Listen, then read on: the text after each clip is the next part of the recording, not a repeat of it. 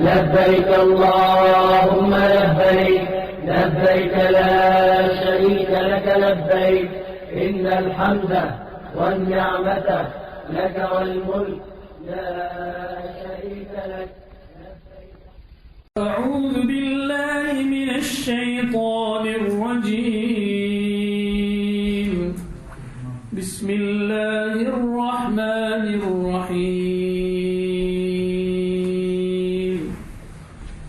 ألم تعلم أن الله يعلم ما في السماء والأرض إن ذلك في كتاب إن ذلك على الله يسير. ويعبدون من دون الله ما لم ينزل به سلطانا وما ليس لهم به علم وما للظالمين من نصير. وإذا تتلى عليهم آياتنا بينات تعرف في وجوه الذين كفروا المنكر يكادون يسطون بالذين يتلون عليهم آياتنا قل أفأنبئكم بشر من ذلكم النار وعدها الله الذين كفروا وبئس المصير. يا أيها الناس ضرب مثل فاستمعوا له إن الذين تدعون من دون الله لن يخلقوا ذبابا ولو اجتمعوا له وإن يسلبهم الذباب شيئا لا يستنقذوه منه ضعف الطالب والمطلوب.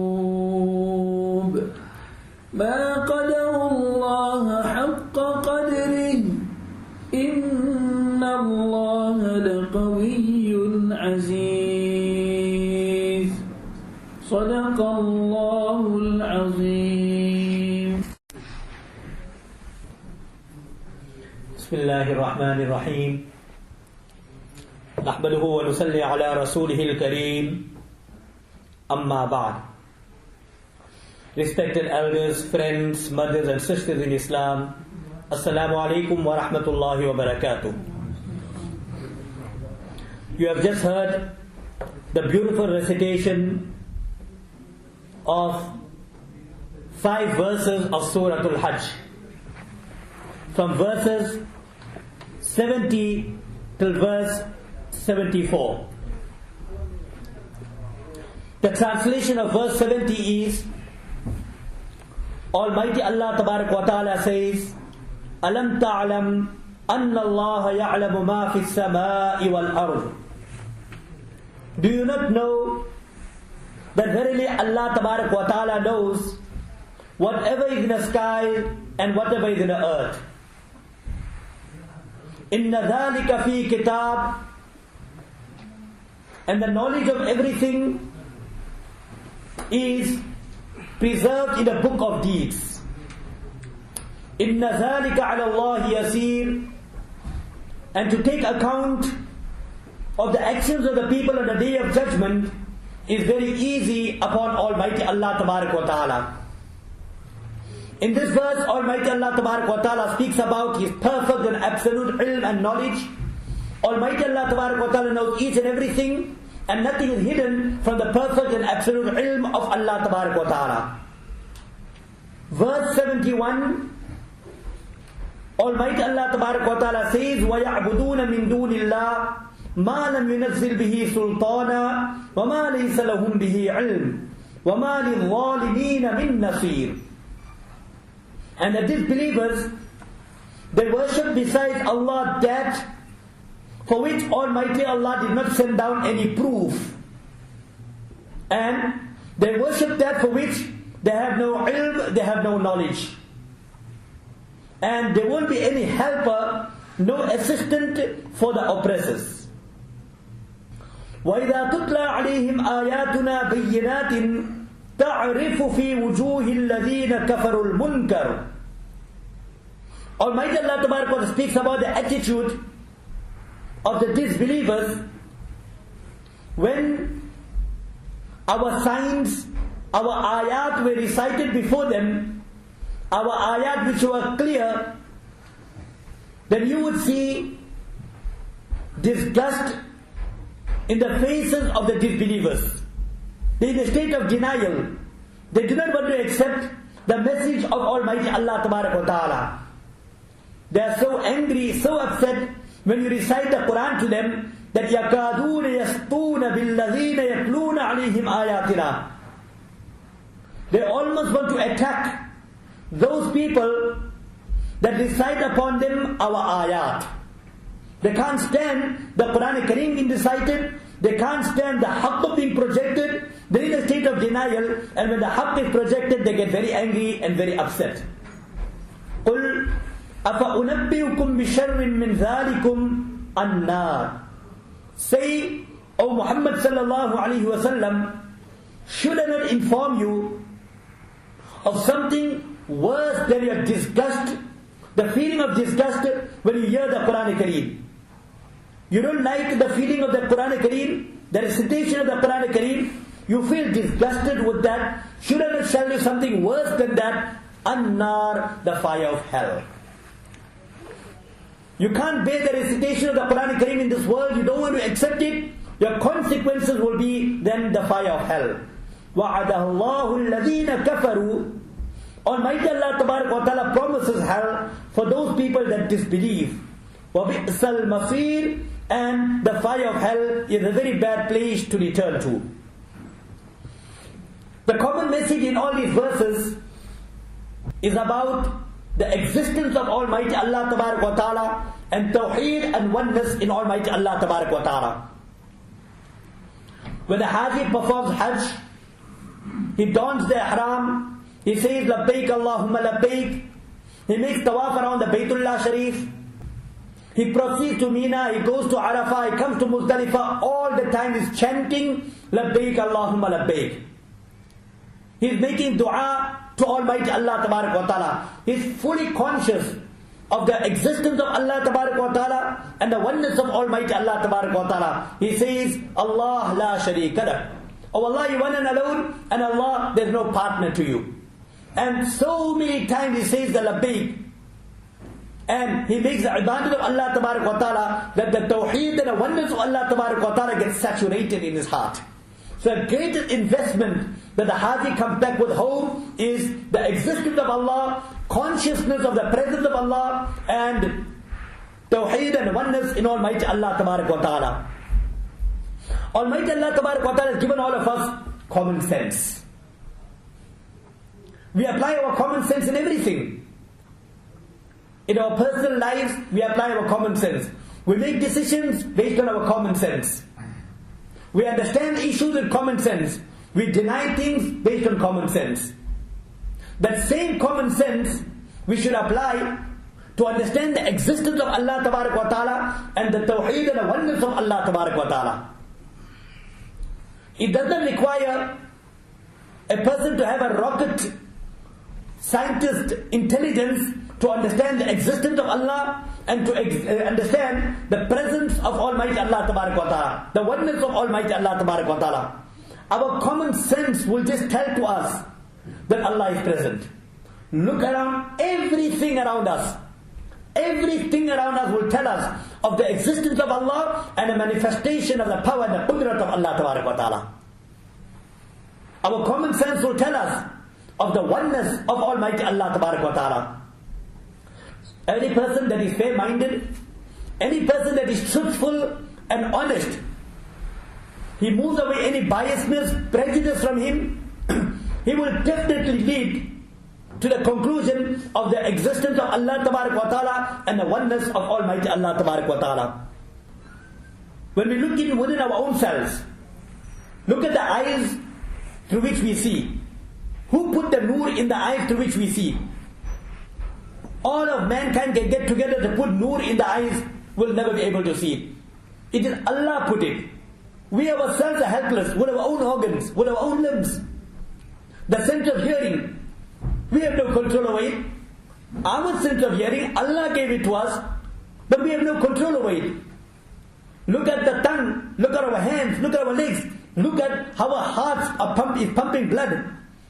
Who does all that? None other than Almighty Allah Tabarak wa Ta'ala. So, through our own human physical structure, we're able to understand the existence of Allah Tabarak wa Ta'ala and the power of Almighty Allah Tabarak wa Ta'ala. Somebody asked Imam Shafi'i Rahmatullah alayhi, how did you recognize the existence of Allah Tabarak wa Ta'ala? Imam Shafi'i Rahmatullah alayhi said, I recognize the existence of Allah Tabarak wa Ta'ala through a mulberry leaf. It's a tree, and from the leaf of a mulberry tree, I understood the existence of Almighty Allah Tabarak wa Ta'ala. And then he explains. He says, a goat and sheep eats that mulberry leaf and it produces dung. A gazelle, it eats that mulberry leaf and it produces musk. A bee, it sits on the mulberry leaf and it takes out the nectar from it and it produces honey.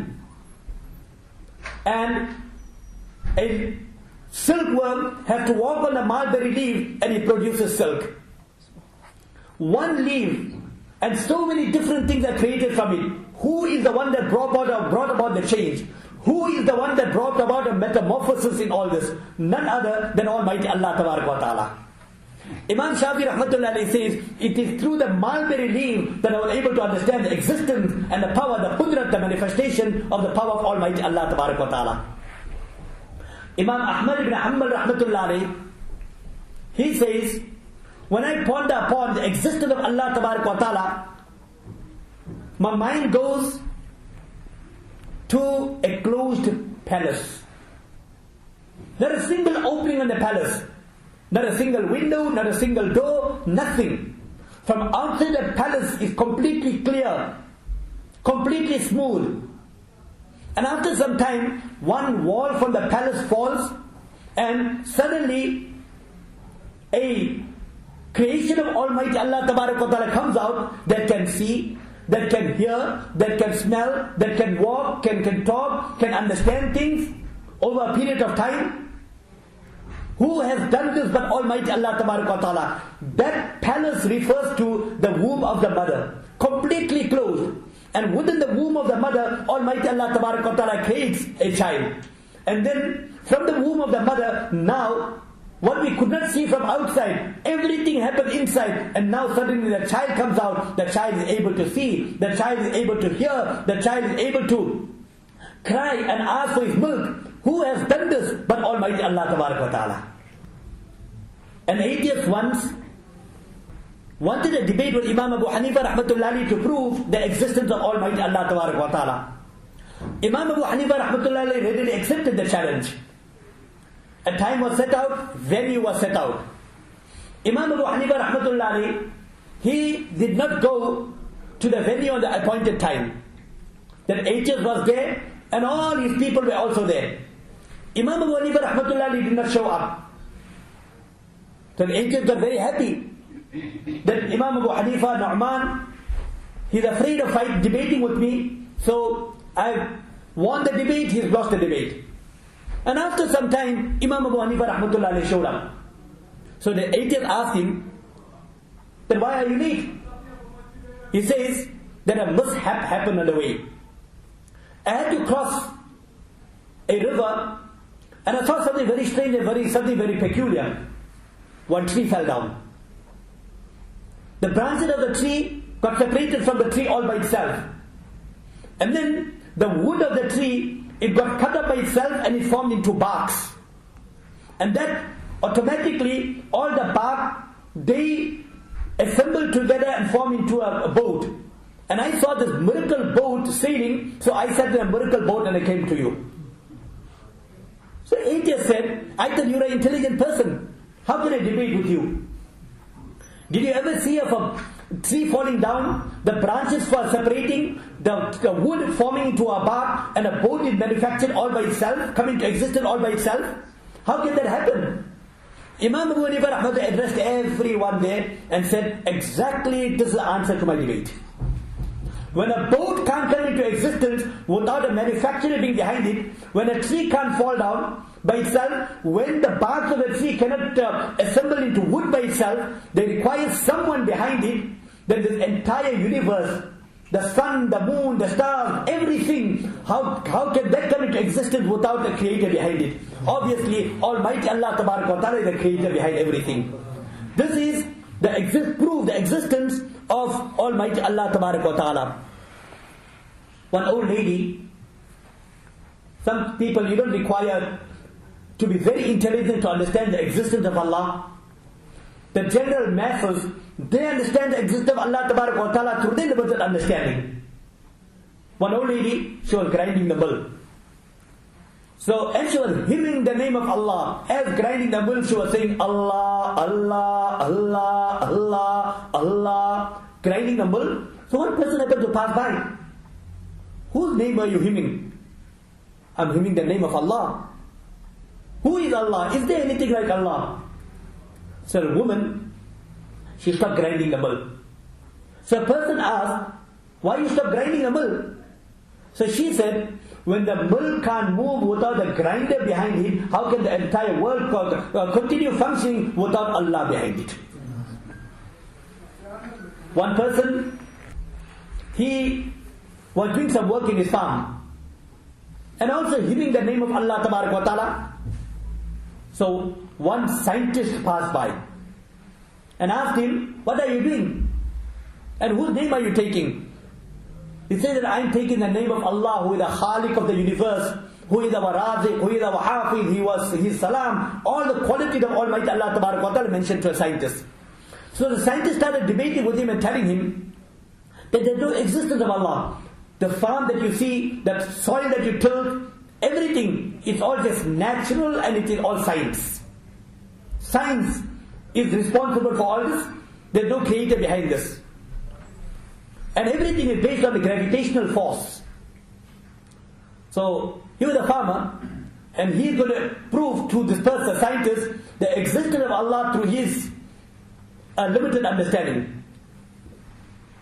So he told the scientist, he tried to prove to him in different ways the existence of Allah. The scientist wouldn't believe.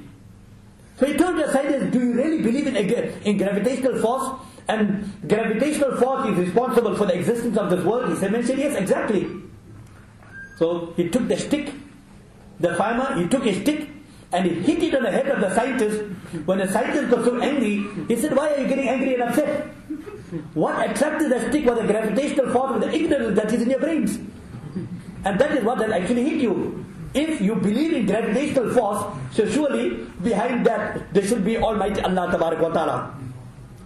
For Almighty Allah Tabarak wa Ta'ala, we understand the existence of Almighty Allah Tabarak wa Ta'ala. Allah is one and alone. Allah Tabarak wa Ta'ala has no partner, and not having partner is the quwwat and the power in Almighty Allah Tabarak wa Ta'ala. It is mentioned in one hadith. Nabi Kareem Sallallahu Alaihi Wasallam speaks about major sins, and one of it is an tushrika billah, to ascribe partner to Allah Tabarak wa Ta'ala, wa an tad'u lillahi nidda, and to ascribe and to make a partner with Almighty Allah Tabarak wa Ta'ala, whereas Allah is one and alone. Who gets into partnership? Somebody who can't do work by himself. Then you get into a partnership, you require the help and assistance of someone. Almighty Allah Tabarak wa Ta'ala is Subhan. Allah is free from any weakness and blemish. So, how can we attribute partnership to Allah Tabarak wa Ta'ala? Attributing partnership to Allah Tabarak wa Ta'ala is an expression of weakness, and Allah is free from any weakness. So, Almighty Allah Tabarak wa Ta'ala then says, in verse 73 of Surah Hajj, Ya ayyuhan nas, buriba masalun fastabi'u lah. To show to us the oneness of Almighty Allah Tabarak wa Ta'ala, Tawheed. O people, a parable has been mentioned for you, فَاسْتَمِعُوا لَهُ, listen to it attentively. The adab of the Quran, when anything is mentioned about the Quran, especially Allah is saying here, an example is being given to you about Tawheed, so listen to it attentively.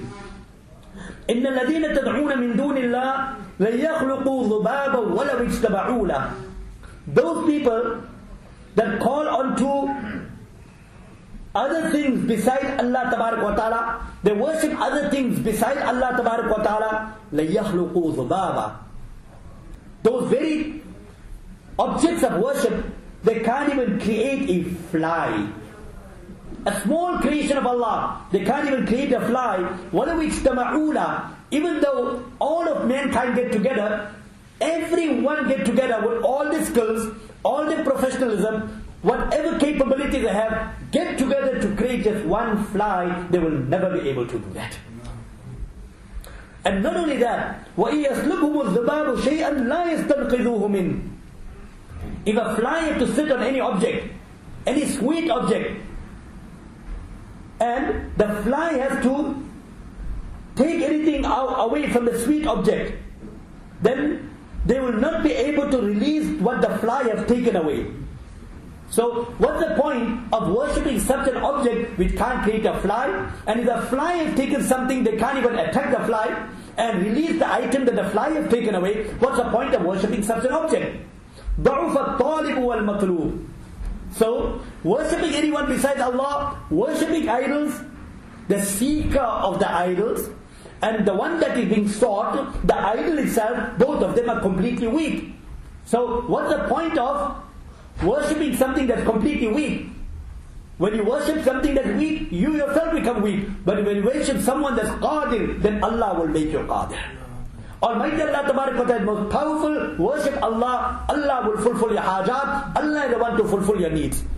Sulaiman alayhi salatu wasalam once, with his army, was traveling to the small ant. It was sympathetic to the other ants around it.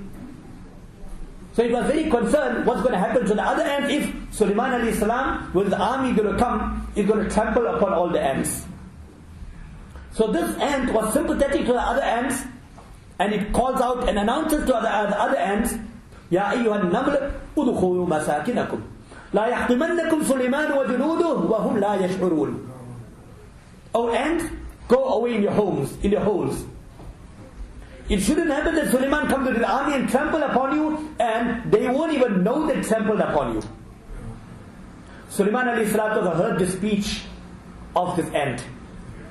Sulaiman alayhi salatu wasalam was a Nabi of Allah. He was a king. Almighty Allah Tabarak was giving him power and dominion over many things. He knew the language of the birds, he knew the language of the animals, he knew the language of the creatures. So he heard the language of the creature, of the ant. Sulaiman alayhi salatu wasalam called the ant and had a discussion with the ant and asked the ant that how much rizq and how much food you get every day. How much you eat every day? The ant said, every day I get a few drops of water and some part of grains. Sulaiman alayhi salatu wasalam said, okay, I'm going to put you to test. And he put a few droplets of water that will suffice for the ant for some time and for some grains. After some time, Sulaiman alayhi salatu wasalam checked that ant out. And what the ant said was true. It had a few drops of water and few grains around it. Sulaiman alayhi salatu wasalam got very happy and asked this ant, ask what you want. Is there anything that you want me, I will give it to you. You know the power that Allah has given to me. Ant made such a request to Sulaiman alayhi salam. In spite of all the power that Sulaiman alayhi salatu wasalam had, he was unable to fulfill the request of that ant. The ant told to Sulaiman alayhi salam, see if you can increase my lifespan. What Allah can do, no man can do. Sulaiman alayhi salatu wasalam, Allah has given him power over so many things. On one instance, Sulaiman alayhi salatu wasalam made a request to Allah wa ta'ala. He wanted to feed the animals of the sea, the creatures of the sea, the animals of the animal kingdom. So Allah wa ta'ala told Sulaiman alayhi salatu wasalam, you cannot do that. I'm Raziq. I'm the provider. You can't do that. Sulaiman alayhi salatu wasalam would hold for some time. He made another request to Almighty Allah tabarak wa ta'ala. Oh Allah, give me that opportunity, give me that honor. You have given me so much of power. I want the honor of feeding the animals of the animal kingdom, the fish of the sea. Almighty Allah tabarak gave him the permission to do that. For 1 year, Sulaiman alayhi salatu wasalam, with all the resources that he had at his disposal, he prepared food. Imagine he had jinnat under his control, he had animals under his control. And one can imagine that with the power that he had, over a period of short time in the morning, he was able to travel for 1 month's distance. Short time in the afternoon, he was able to cover up 1 month's distance. So much of power over a period of 1 year, what he must not have prepared. After 1 year, he told the fish of the sea to come and partake of the meals. He told the animals to come and partake of the meals. One fish from the sea came and ate all the food that Sulaiman alayhi salatu wasalam had prepared over 1 year, with all the power and all the resources that he had. Sulaiman alayhi salatu wasalam was embarrassed. He's a host. Ghar mein khana nahi, mehmanon ko bulaya.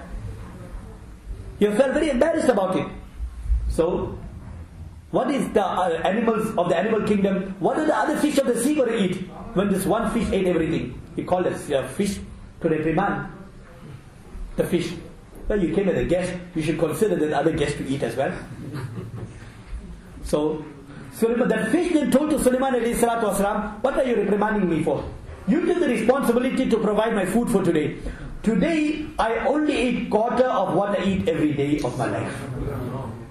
That is when Sulaiman alayhi salatu wasalam realized, Inna Allah huwa ar-razzaq zul quwwatil mateen.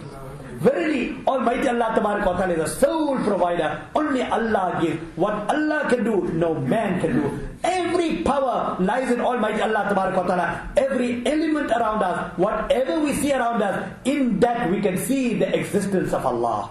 Within us we see the existence of Allah. In the wall we see the existence of Allah. In the carpet we see the existence of Allah. In the paper we see the existence of Allah. In the roof we see the existence of Allah. In the sky we see the existence of Allah. In everything we see the existence of Allah. It requires a common sense for us to understand this. How can we then say there is no Allah?